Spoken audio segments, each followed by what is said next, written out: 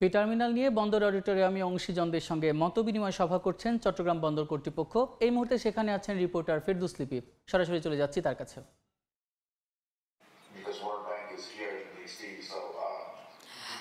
মতবিনিময় সভায় বন্দর চেয়ারম্যান, বিশ্বব্যাংকের প্রতিনিধি সহ অংশীদাররা উপস্থিত আছেন। এই মুহূর্তে এখানে বক্তব্য রাখছেন অংশীদাররা এবং তারা তাদের মতামত যে বিশেষ করে বে টার্মিনাল নিয়ে সেটা তুলে ধরছেন এবং চট্টগ্রাম বন্দরের যে গুরুত্ব সেই গুরুত্বের কথা বর্ণনা করছেন। এবং আপনারা জানেন যে চট্টগ্রাম বন্দরে কিন্তু প্রতি বছর দেখা যায় যে প্রায় 33 লাখ টিউএস কন্টেনার হ্যান্ডেলিং করে এবং যেখানে জাহাজ আসার সংখ্যা প্রায় 4000-এর কাছাকাছি।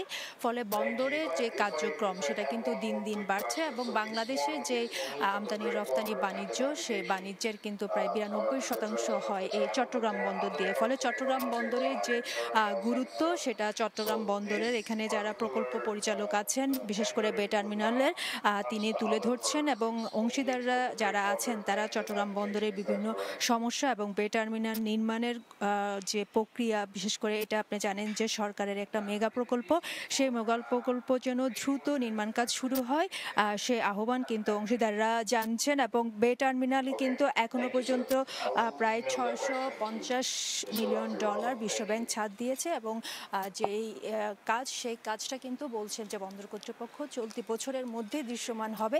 সেই বিষয়গুলো কিন্তু এখানে যে প্রজেক্টর আছে সেটার মধ্য দিয়ে যিনি প্রকল্প পরিচালক তিনি তুলে ধরেছেন।